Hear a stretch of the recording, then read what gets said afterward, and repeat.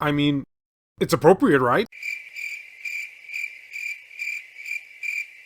Greetings fellow Vita fans, this is James with PS Vita at 2 AM, coming at you once again with another exciting video. And if you're new here and love everything PlayStation Vita, don't forget to subscribe, and make sure to leave me your thoughts and opinions on this topic down in the comments section. So Sega, we love them, we've sometimes hated them, but all in all they are a classic company. And while they haven't developed a ton for the PS Vita, there are some games that I feel many of people out there are not aware of. So in today's topic, we're going to be talking about obscure Sega games that were either developed and or published for the Vita that you might not been aware of. And to start off this oddball video, we are going directly to Valkyria Revolution. Ha! I bet you thought I was going to say Valkyrie Chronicles. Well, it sort of takes place in kind of the same universe, so hey, it's appropriate. I mean, it has that silver-haired girl with the big thingies, for goodness sake. A spin-off story within the Valkyrie Chronicles franchise that follows a unit of soldiers as they attempt to gain freedom from the colonial rule of the Rushin Empire, which it may or may not be called. You know how bad I am with pronunciations. And this title is in fact an action role-playing game, but unlike other titles in the franchise, Revolution's gameplay has more of an action focus to it, and has a switch-out turn-based strategy for real-time battles, using fewer units as they infiltrate and destroy enemy bases. Enemies and allies no longer stand still, but will react accordingly to their AI.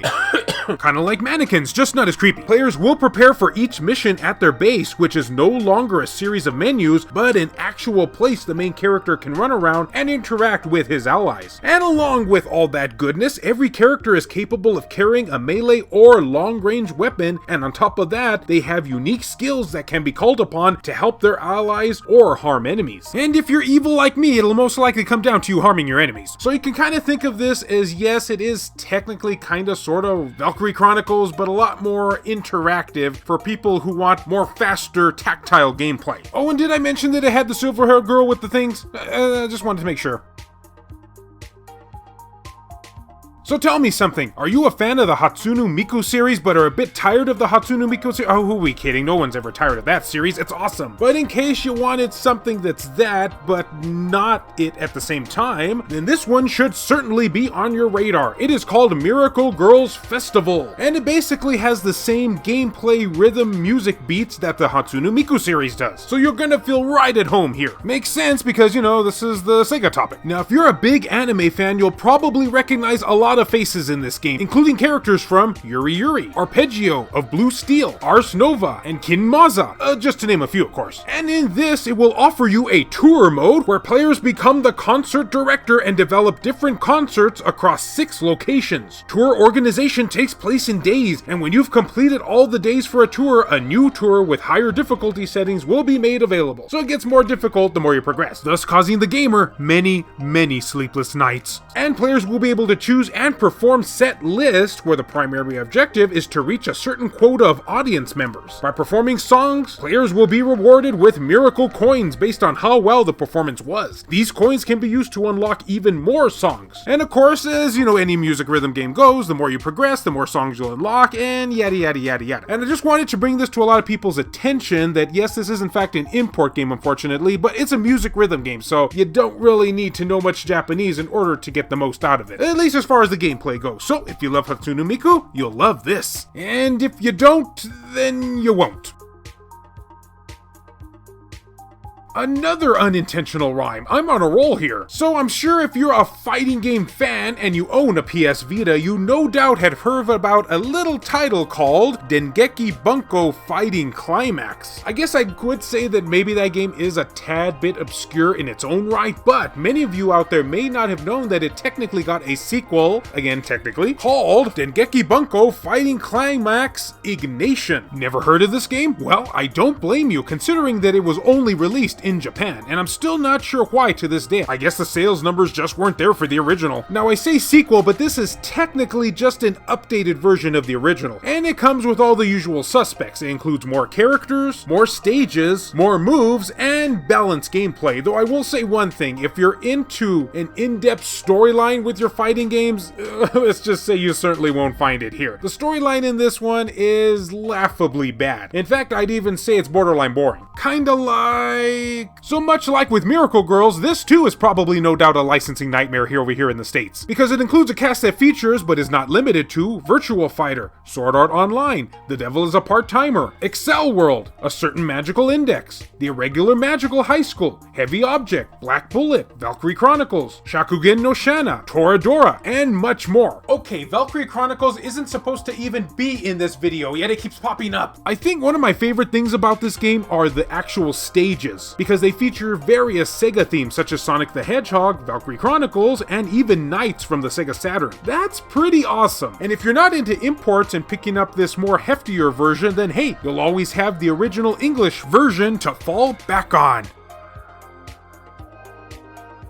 So, here's a very strange one. I'm curious, anyone out there ever want to be a football manager when they grow up? I mean, it wouldn't be the weirdest thing. I wanted to be a violin maker when I was little. But if you ever wanted to satisfy that dream of becoming your own football manager, the Vita does in fact allow you to do this with a game called, ironically, Football Manager 2014, aka soccer if you live outside of the US. And you guys may think I'm weird, but I actually did import a European copy of this game. Let's just say I was curious. So much as the name alludes to on here, you take the role of a football manager, and it is up to you, nay your duty, to lead your team to victory, or in my case scenario, lead to many, many losses and fumbles. Well, if this was US football, that is. But in this, you won't actually be playing football, you'll be managing it.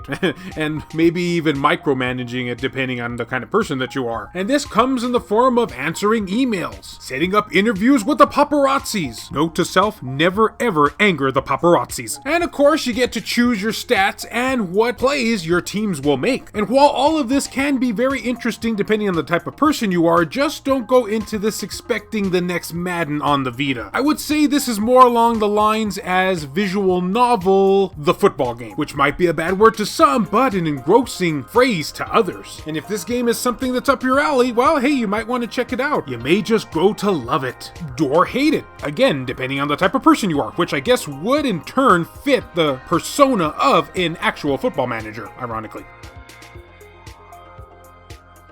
And thus, that will conclude Sega games on the PS Vita that I feel get kind of overlooked and or obscure. Maybe I should just title this like Hidden Gems PS Vita or something. I don't know, I might do that to the title eventually. But everyone, I would love to know, what Sega game on the Vita do you feel needs more attention? Make sure to leave me your suggestions down below.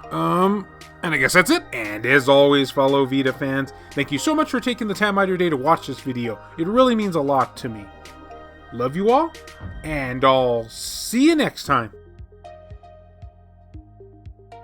A huge thank you and shout out to all these wonderfully generous supporters who help make this content possible, including Sabin Fire, Jamie, Matt Hargett, Dr. Super Artie, Crazy Cat, Mazgus, Ricardo Martinez, Tasha Monti, Donut Valley, Eric DeWitt, Nintendo Switch at 2 AM, Juan M. Hermosillo, Azumara, Merzen Mystery, 1488 Dental, Rizal Pliskin, Kayonko, Oridri, Chris Foxhound, Robert Sylvester, Hector Gonzalez, Smugwolf, Robert Johnson, McKee's Blob, B Mystery, Zacrito, Matt Fox, Frayden, Reiko Star, Alan Iwazuk, Shin Snake, Neo Arashi, Milk Sama, Bushin Ryu Cat, Hero Acer, BMF, Phantom XRS, Gutter Drums, Hemdall Imbert, Saul Ramirez, Claimer Malarkey, Adam Sondi, PS Vita S, VG Legends, Kyle Brooks, JR, Jared Hado, Richard Cruz, Joseph Shavak, Kevin Enright, Erock, Jelle, Heston Joseph, Per Sterner,